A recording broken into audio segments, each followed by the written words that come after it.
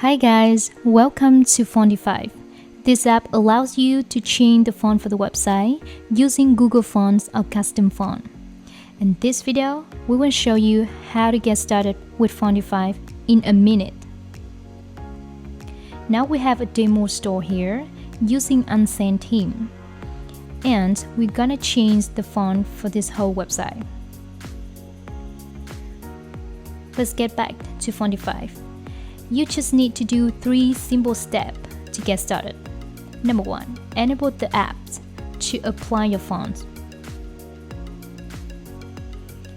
Next one, you will need to select the themes to allow Fontify to working on.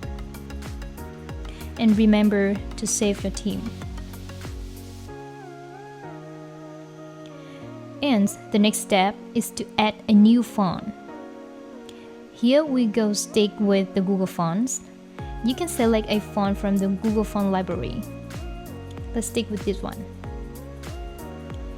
And also you can easily preview how your font look like in this section. Next, remember to assign the font to the element of your website. You can apply it to all the elements or a specific element available here.